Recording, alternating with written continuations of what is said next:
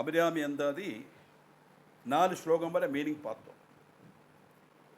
இப்படி கொன்னப்பூ மாலை அணிஞ்சு இடாமகுடத்தில் குளிர்வரோட சந்திரனையும் உலகத்தையும் பாகிரின் தரிசிக்கப்பட்ட நிர்மல சுரூபனான சதாசிவனை முன்னையும் என்னுடைய புத்தியில் சதா பிரகாசிச்சுருக்கணும், அதுக்கு பிரார்த்தனை பண்ணுறேன் அம்மா என்னை அனுகிரகம் பண்ணு அப்படின்னு நம்ம பாய்ச்சோம்.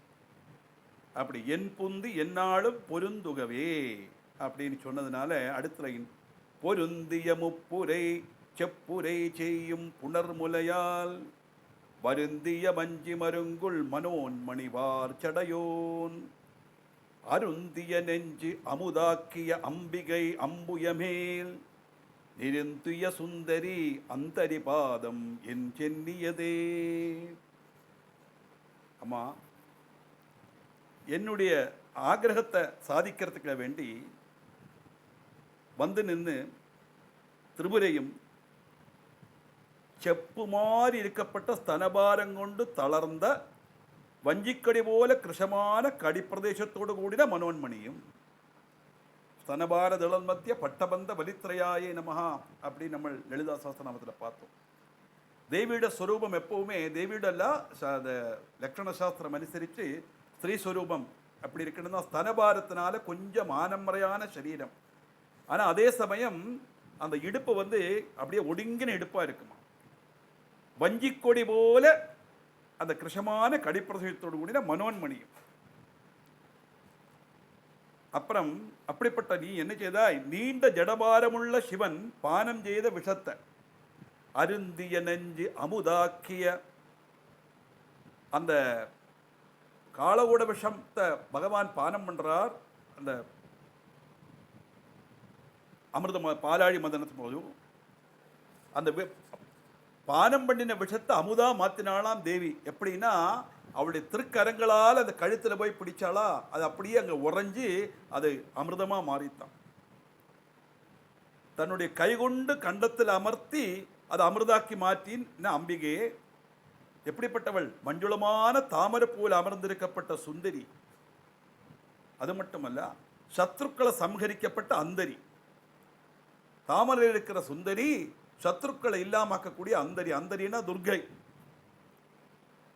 அப்படிப்பட்ட அபிராமியோட திருப்பாதங்களை என்னுடைய சிரசில் வச்சு நான் வந்திக்கிறேன், நமஸ்காரம் பண்றேன் அப்படிங்கிறது தான் அந்த ஸ்லோகத்தினுடைய தாத்பரியம். பரமேஸ்வரன் காலகுட விஷத்தை எப்போ பானம் பண்ணினார் அப்படின்னு கேட்டால், தேவர்களுக்கெல்லாம் ஜராநரகள் பாதிக்க அமிர்தபானம் பண்ணணும் அப்படிங்கிற ஒரு அவசியம் வந்தது. அப்படி தேவர்களும் அசுரர்களுமா சேர்ந்து மந்திர பர்வத்தை மத்தாயிட்டும் வாசுகியை கயராக்கி வச்சு பாலாழியை மதனம் பண்ணுறான். பண்ணும்போது அதில் விஷம் ஆத்தியம் வர்றது. எல்லாரும் விஷத்தை கண்டு பயந்து போயிட்டா பரமேஸ்வரன் அப்படியே எடுத்து அதை பானம் பண்ணிட்டார். சிவானந்தர் ஆதிசங்கர் கேட்குறார், என்னமோ சும்மா ரொம்ப சிம்பிளாக எடுத்து பானம் பண்ணினே, அதெல்லாம் ஞாபல் பழமா இல்லை சித்த குளிகையா? ஒன்னா தவிர ஆறால் பண்ண முடியும்? லோகம் முழுவதும் நசிப்பிக்கப்பட்ட கத்தி காலில் வரப்பட்ட அந்த விஷத்தை அப்படியே எடுத்து பானம் பண்ணுறியே பரமேஸ்வரா அப்படின்னு வர்ணிக்கிறார். இப்படி பானம் பண்ணினவொடனே பார்வதி பார்த்தா உடனே கழுத்தை போய் பிடிச்சிட்டாலாம். சாதாரணமாக என்ன நினச்சிப்போம்னா, அந்த விஷம் உள்ள போனால் பரமேஸ்வரனுக்கு ஏதோ ஆயிடுமோ அப்படிங்கிற பயத்தினால பார்வதி பிடிச்சா அப்படிங்கிற மாதிரி தான் சாதாரணமாக தோணும். நான் அப்படித்தான் குழந்தையிலே நினச்சிட்டு இருந்தேன். ஆனால் சிவானந்தலகரி படிக்கும்போது தான் அதனுடைய தாத்பரியம் தெரியறது. பார்வதி ஏன் கழுத்தில் போய் பிடிச்சா தெரியுமா? அந்த விஷம் உள்ள போனால் பரமேஸ்வரனுக்கு எதுவும் ஆகுங்கிற பயம் எல்லாம் பார்வதிக்கு கிடையாது. பரமேஸ்வரனுக்கே ஏதாவது ஆச்சுன்னு நம்மளாரு காப்பாற்றுவா. சத்தியவஸ்து உள்ளவாது பிரம்மம், அந்த பிரம்மஸ்வரூபம் தானே பரமேஸ்வரன். அந்த விஷம் வெளியில் வந்தால் இந்த அண்ட சராச்சரங்களும் பஸ்மம் ஆயிடும். அதனால பகவான் அதை வெளியில் வராமல் எடுத்து பானம் பண்ணினார். முழுங்கினா என்ன ஆகும் அப்படின்னா, இதை மாதிரி கோடிக்கணக்கின அண்ட சராச்சரங்கள் அவருடைய உதரத்தில் வச்சு சூட்சிக்கிறாராம் பகவான். சோலார் சிஸ்டம் இது மட்டுமல்ல, நிறைய உண்டுன்னு சயின்ஸே ஒத்துருக்கு. அப்படி கோடிக்கணக்கான அண்ட சராச்சரங்கள் உள்ளே இருக்கிறதுனால அதுவும் அழியப்படாது, வெளியில் இருக்க இந்த உலகம் அழியப்படாது சொல்லி ரெண்டையும் சகாயிக்கிறதுக்காக, ரெண்டையும் ரட்சிக்கிறதுக்காக உபகாரமாக பகவான் குடித்ததுனால தான் பார்வதிக்கு அது கழுத்தில் வச்சு பிடிச்சு நிறுத்தினா அப்படின்னு வருது. நாலம் வா பரமோபகாரகமிதம் வேகம் பசூனாம் பதே சிவானந்தத்தில் விடப்பட்ட ஸ்லோகம் அது. அதனால தான் பரமேஸ்வரனுக்கு சிதிகண்டன் அப்படின்னு பேர். இப்போ பரோபகாரமாக செய்ததுனால விஷம் கூட அவருக்கு ஆவரணமாக மாறித்துனாக்க வர்ணிக்கிறார் சிவானந்தர் கவி. அதனால அவருக்கு சிதிகண்டன் அப்படின்னு பேர். அதனால அந்த பாட்டு பாடும்போது பகவதி ஹே சிதிகண்ட குடும்பினி பூரி கிருதே தான் பாடப்படும். பகவதி ஹே சிதி கண்ட குடும்பினி பாடப்படாது. கண்டம்னா கழுத்து தானே, அப்படி பாடினா என்னன்னு கேட்டால் அப்படி அல்ல. கண்ட குடும்பினின்னு கேட்கறதுக்கே வல்லாமலையா இருக்குது. அக்ஷரத்தை பார்க்கறது தான் தெரியும். நம்ம ஆடியோ கேட்கும்போது எப்படி இருக்கும், கண்ட குடும்பினின்னா அர்த்தம் வேற இல்லையா? அது மட்டுமல்ல, அவ சிதிகண்ட குடும்பினியிலோ அவ கண்ட குடும்பினி சொல்ல வேண்டிய அவசியம் என்ன? ஹே பகவதி, ஹே சிதிகண்ட குடும்பினி, ஹே ரம்யக பர்தினி, ஹே சைலசுதே ஜெயா ஜெயா ஜெயா, இதாக்கு அந்த பதத்தினுடைய அர்த்தம். அதனால பகவதி ஹே சிதிகண்ட குடும்பினி பூரி கிருதே பிராசம் வரத்தானே சேருது. இனிமேல் பாடும்போது கவனமாக பாடணும். பகவதி ஹே சிதி முடிச்சுட்டு கண்ட குடும்பினி பாடப்படாது. வீடியோவில் கேட்குறது, ஆடியோவில் கேட்குறது, பெரிய பெரிய பாட்டுக்காரெல்லாம் பாடியிருக்கா, அதெல்லாம் தப்பு. அதெல்லாம் நான் கிரிட்டிசைஸ் பண்ணலை. ஆனால் தப்பு தான் ஆறு சொன்னாலும் அதை ஃபாலோ பண்ணாதுங்கோ. பகவதி ஹே நிறுத்திட்டு சிதிகண்ட குடும்பினி. நீங்கள் மகிஷாசுரமர்த்தினி ஸ்தோத்திரம் புஸ்தகம் பார்த்தாலும் அதில் அழகாக பகவதி ஹே போட்டு ஒரு ஸ்பேஸ் விட்டுட்டு சிதிகண்ட குடும்பினி அழகாக அடிச்சிருக்கேன். புஸ்தகத்தினுடைய தப்பெல்லாம் நம்ம கேட்டு பழகினால வந்த காரணங்களாக. நான் பலரும் இப்படித்தான், அந்த மந்திரங்கள்லாம் இப்படித்தான் கேட்டு சொல்கிறத சிலப்போ அபத்தம் வந்துடும். அதனால தான் பாஷ்யத்தோடு பார்க்கணும்னு சொல்கிறது. எதுக்காக இதை சொன்னேன்னா, குளிர்மையான கை பார்வதியோடது. அந்த குளிர்மையான கை அப்படியே கண்டத்தில் வந்த உடனே அது உறைஞ்சி அப்படியே பூஷணமாக மாறித்து. அதுதான் அவருக்கு ரத்ன மாதிரி, நீல ரத்ன மாதிரி. அதனால அவருக்கு நீலகண்டன் சிதிகண்டன் பேர் வந்தது தாற்பயம். அப்படிப்பட்ட பரமேஸ்வரன் பானம் பண்ணின விஷத்தை அமிர்தமா மாத்தின உன்னுடைய கரங்கள். அப்படிப்பட்ட நீ தாமரை போல் அமிர்ந்திருக்கப்பட்டவளும் சத்ருக்களை சம்ஹரிக்கப்பட்ட அந்தரியும் துர்க்கையுமான அபிராமி, உன்னுடைய திருப்பாதங்களை என்னுடைய சிரசில் வச்சு நான் வந்திக்கிறேன் அப்படிங்கிறார். அப்படின்னு பிரார்த்தனை பண்றது தான் 5வது ஸ்லோகம்.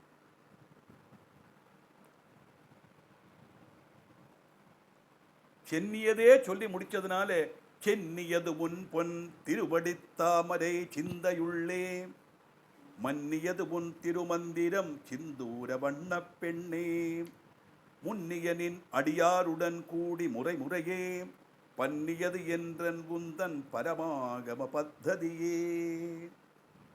எப்படி சிவந்த சிந்தூர நிறம் உள்ள திரிமேனோடு கூடின தேவி என்னுடைய சிரசில் வச்சு நான் வணங்குறது எது தெரியுமா? உன்னுடைய பாதங்களால் பொன் தாமரப்பூக்களை. அம்பாளுடைய பாதம் பொன் தாமரப்பூ. அதை வச்சு நான் என்னுடைய சிரசில் வச்சு நான் ஆராதிக்கிறேன். ஏன்னா என்னுடைய மனசில் நான் சதா சொல்லிட்டு இருக்கப்பட்டது உன்னுடைய விசிஷ்டதரமான மந்திரங்கள். மன்னியது உன் திருமந்திரம், உன்னுடைய மந்திரத்தை தான் நான் சொல்லிகிட்டே இருக்கேன்.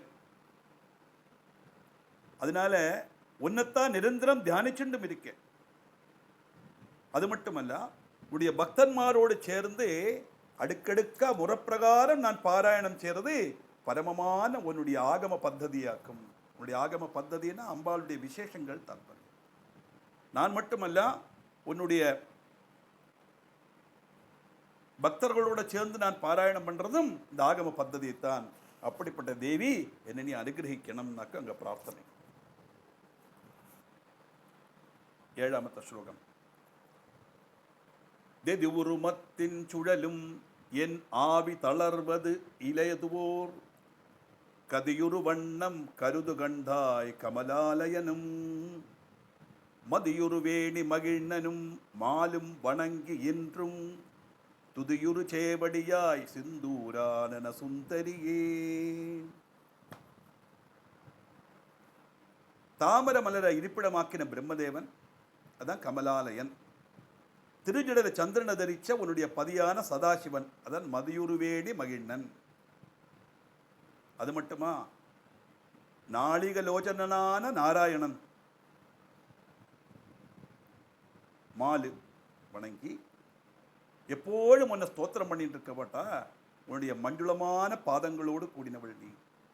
பிரம்மா விஷ்ணு மகேஸ்வரன்மார் சதா நமஸ்காரம் பண்ணிட்டு இருக்கப்பட்ட திருச்சேவடிகளோடு கூடின உன் தேவி.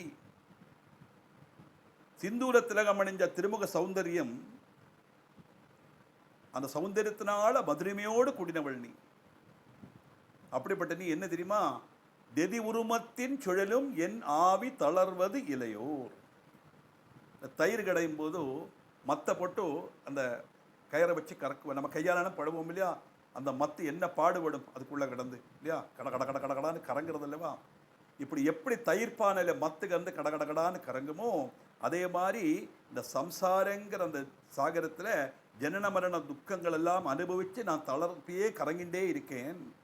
அப்படி கறங்கப்பட்ட எனக்கு அந்த கொஞ்சம் கூட ஒரு தளர்ச்ச வராமைக்கு என்னை அதிலேருந்து காப்பாற்றி எனக்கு நீ சத்கதி நல்கணும் அப்படின்னு தர்க்கம். தெதிமுருமத்தின் சுழலும் என் ஆவி தளர்வது இளையோர் கதியுரு வண்ணம் கருது கண்டாய். கமலாயனம் எப்படிப்பட்ட தேவி? பரமேஸ்வரனாலும் விஷ்ணுவாலும் பிரம்மதேவனாலும் வணங்கப்பட்டவளும் சிந்தூர திலகம் அணிஞ்சவளும் சௌந்தரியத்தினுடைய உறவிடமானவளும் ஆன தேவி, பல ஜென்மங்கள் எடுத்து வட்டம் கறங்கி கஷ்டப்படப்பட்ட என்னுடைய ஜீவன் ஜனன மரண துக்கங்களில் பட்டு தளர்றதுக்கு இடவருத்தாம என்ன நீ காப்பாத்திடு அப்படி உத்கமிக்கணும் அப்படிங்கிறார். அப்படின்னா எனக்கு அந்த இது கிடைக்கணும் தாற்பயம்.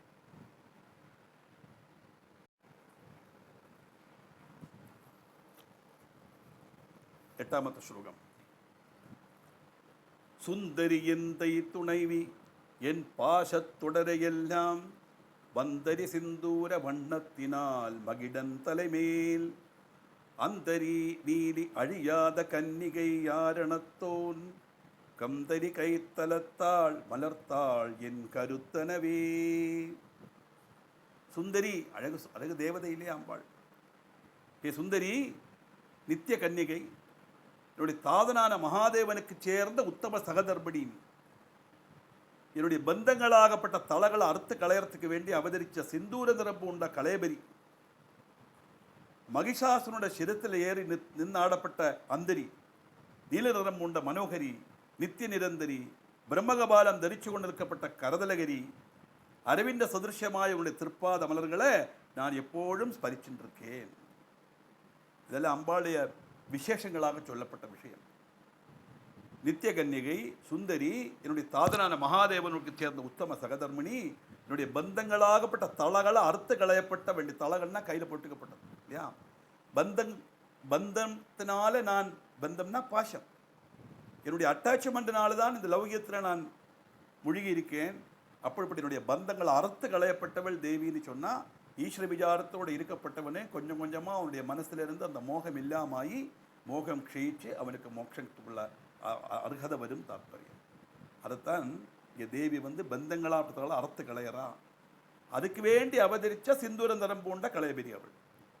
மகிஷாசுனுடைய சிரசிலேறி நிறுத்தமாடப்பட்ட துர்கை, நீலநிறம் பூண்ட மனோகரி, நித்திய நிரந்தரி, பிரம்மகபாலம் தரித்து நிற்கப்பட்ட கரதலகரி, அரவிந்த சதுருஷமான உன்னுடைய திருப்பாதங்கள். அரவிந்தன்னா தாமரை, தாமரைக்கு துல்லியமான நிறத்திலையும் சரி குணத்திலையும் சரி அழகான மென்மையான பாதம் அம்பாளுடையது. அப்படிப்பட்ட பாதத்தை நான் ஸ்மரிக்கிறேன், நான் எப்பொழுதும் அதை வணங்குறேன்னு தாற்பயம்.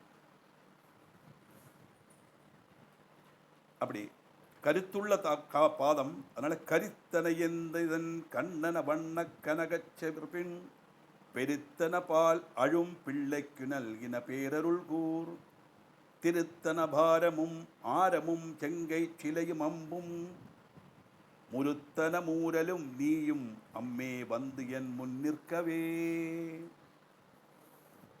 ஏ தேவி, என்னுடைய பிதாவான சம்புனுடைய ஹிருதயாம்புஜாமத்தில் இருக்கப்பட்டவள்,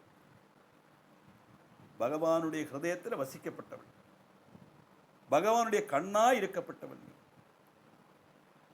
அப்படிப்பட்டவள் பர்வத துல்லியமான பொன்குஜ கும்பங்கள் சுரத்தின பாலமிருதம். பர்வத துல்லியமான அம்பாளுடைய மார்பு, அந்த மார்பு சுரத்தப்பட்ட பால், அமிர்தமான அந்த பாலை திருஞான சம்பந்தங்கிற பிள்ளைக்கு நீ கொடுத்தாய். அப்படி அந்த குழந்தைக்கு பால் ஊட்டி அந்த அருள் நிறைஞ்ச ஸ்தனபாரவும், அதுக்கு மேலே அணிஞ்சிருக்கப்பட்ட புஷ்பகாரமும், குங்குமம் நிறம் பூண்ட திருக்கரங்களை தரிசிக்கப்பட்ட கரும்பு வில்லும் மலரம்புகளும், முத்துபால போல வெளுத்த சுந்தரி புஞ்சிரி தூக்கப்பட்டவளுமான என்னுடைய அம்மா என்னுடைய கண் முன்னால் நின்று எனக்கு அனுகிரகம் பண்ணி உன்னை பார்க்கணும்னு எனக்கு ஆசையாக இருக்கு. என் கண்முன் வந்து நிற்கணும் இந்த ரூபத்தில் அப்படின்னு. கிரிகுகையில் உபேட்சிக்கப்பட்ட குழந்தை, அந்த குழந்தை அழும்போது அப்படியே தேவி பார்க்குறா, அந்த குழந்தையை எடுத்து அப்படியே அந்த குழந்தைக்கு பால் ஊட்டுறா. ஞான க்ஷீரம் இல்லையா, நான் பால் ஊட்டினா சொன்னால் அம்பாள் அனுகிரகம் பண்ணினான்னு அர்த்தம். அதாக்க ஆத்மீகமான அர்த்தம் அதில். அந்த அம்பாளுடைய அனுகிரகம் பரிபூர்ணமாக கிடைச்ச உடனே அந்த குழந்தை எழுந்திருந்து அம்பாளை ஸ்தோத்திரம் பண்ண ஆரம்பிச்சது. அவர் தான் திருஞான சம்பந்தர். அப்படி திருஞான சம்பந்தருக்கு பாலூட்டின தேவி கையில் கரும்பு வில்லும் 5 அம்புகளும் தரிச்சு சுந்தரமான புஞ்சிரி தூக்கப்பட்ட ரூபத்தில் என் முன்னாடி வந்து நீ நிற்கணும் அப்படின்னு பிரார்த்தனை பண்றார் அம்பாள். ஏன் தெரியுமா, ஏன் அப்படி பிரார்த்தனை பண்றான்னு கேட்டா, நின்றும் இருந்தும் கிடந்தும் நடந்தும் நினைப்பது உன்னை, என்றும் வணங்குவது உன் மலர்த்தாள் எழுதாமறையின். தேவி, நான் நின்னாலும் சரி, இருந்தாலும் சரி, கிடந்தாலும் சரி, ஓடினாலும் சரி, என்னென்ன செய்தாலும் சரி, சதா சர்வ நாடி நான் நினைச்சுட்டு இருக்கிறது ஒன்னைத்தான். உன்னையே வணங்கிட்டு இருக்கேன். உன் மலர்த்தால் தாமரை மேல் இருக்கப்பட்ட ஒன்னைத்தான் நினைச்சுட்டு இருக்கேன். அதனால ஒன்றும் அரும் பொருளே அருளே உமையே இமயத்து அன்றும் பிறந்தவளே அடியா முக்தி ஆனந்தமே. எழுதாத்த ஸ்ருதின்னு சொல்லப்பட்ட வேதத்தில் அந்தர்பவித்த துர்லபமான பொருள். எழுதாத்த ஸ்ருதின்னு சொல்லப்பட்ட வேதத்தில்னு சொன்னா வேதத்தால வர்ணிக்க முடியாத சொரூபத்தோடு கூடினவள்னு அர்த்தம். அம்பாளுடைய பிரபாவத்தை வேதத்தால கூட வர்ணிக்க முடியாதுன்னு சொன்னா அது வாசாம கோச்சரம், மனசுக்கும் வாக்குக்கும் அதீதமானது ஈஸ்வரியுடைய பிரபாவம் அர்த்தம். அப்படி துர்லபமான பொருள் அதுதான் பிரம்மம். அனுகிரக ஸ்வரூபம் உமாதேவி ஹிமவனுடைய மகளாய் அவதரிச்சவள், அனஸ்வரமான முக்தி சுகஸ்வரூபிணியாக இருக்கப்பட்டவள். அப்படிப்பட்ட தேவி நான் எப்பெல்லாம் என்னெல்லாம் சேரணும் அப்பெல்லாம் நன்மைக்கப்பட்டது உன்னுடைய திருப்பாத தாமரை கலையாக்கும். அதனால அந்த தாமரையை வணங்கி, தாமரை போல தன்னுடைய பாதங்களை வணங்கி நான் ஆனந்தம் அடைகிறேன், என்னை நீ அனுகிரகம் பண்ணணும் அப்படின்னார். ஒவ்வொரு ஸ்லோகம் சொல்லும் போதும் அனுகிரகம் பண்ணணும்னு சொல்கிறத அதனுடைய தாற்பயம் என்னன்னா, உன்னுடைய ஆக்கையினால அமாவாசையான என்னை பௌர்ணமி நான் சொல்லியாச்சு, எனக்கு பௌர்ணமிங்கிறத காட்டி கொடுக்கணும்னு தாற்பயம். அது இம்ப்ளாய்டு அதில் ஒவ்வொரு ஸ்லோகத்திலையும். ஏன்னா அனுகிரகம் பண்ணு சொல்கிறோடைய அர்த்தமே அதனால தான். இப்போ நமக்கு தோணும், ஏன் இவ்வளவு 100 ஸ்லோகம் சொல்கிற வரை வெயிட் பண்ணோம், உடனே அனுகிரகம் பண்ண வேண்டியது தானே அம்பாள் இல்லையா? அப்படி அல்ல. நமக்கு அம்பாளுடைய பிரபாவத்தை தெரிஞ்சுக்கணுமானா அபிராமி பட்டர் மூலமாக தான் தெரிஞ்சுக்கணும். அதுக்காக இப்படி ஒரு விளையாட்டு திருவிளையாடல் தான் அது தேவியினுடையது. அல்லாமல் தேவிக்கு தெரியாதா? தேவிதான் அப்படி இவனை கொண்டு சொல்லி வைக்கிறதும் கடைசியில் இவருடைய பக்திக்கு நான் அத்தனை பேரும் கோவிலில் வரப்பட்டவாளெல்லாம் அம்பாளா நமஸ்காரம் பண்ணும்போது இவர் ரொம்ப ஒரு ஸ்திரீலம்படனாக்கு விமனைஸ்தார் சொல்லி அவரை புச்சிச்சு களியாக்குவா, எல்லாரும் பரிகாசம் பண்ணுவான். ஒன்றுமே கண்டுக்க மாட்டார் சுப்பிரமணியன். ஏன்னா அவருக்கு இது ஒன்றும் காதில் விழாது, அவருக்கு இதெல்லாம் பொருட்படுத்தவே மாட்டார் அவர். அப்படி நிறைஞ்ச பக்தி காட்டப்பட்ட தன்னுடைய பக்தனுக்கு அவனுடைய பக்தி விசேஷம் என்னான்னு லோகத்துக்கு தெரியணுங்கிறதுக்காகத்தான் இந்த விளையாட்டை. அப்படி இருக்கும்போது ஸ்தோத்திரம் பண்ணிகிட்டே இருக்கார், அம்பாள் ரசித்து கேட்டுட்டே இருக்கா. எல்லாம் கழிஞ்சுதான் 79ஆம் ஸ்லோகத்தில் அம்பாள் வந்து அனுகிரகம் பண்ணுறான்னு வருது. அப்படிப்பட்ட விசேஷமான ஸ்லோகம் இந்த அபிராமி அந்தாதி. நம்ம 10 வரை பார்த்தோம். 2 ஸ்லோகம் கூட பார்த்துட்டு அதோட மீனிங் அடுத்த கிளாஸில் பார்க்கலாம்.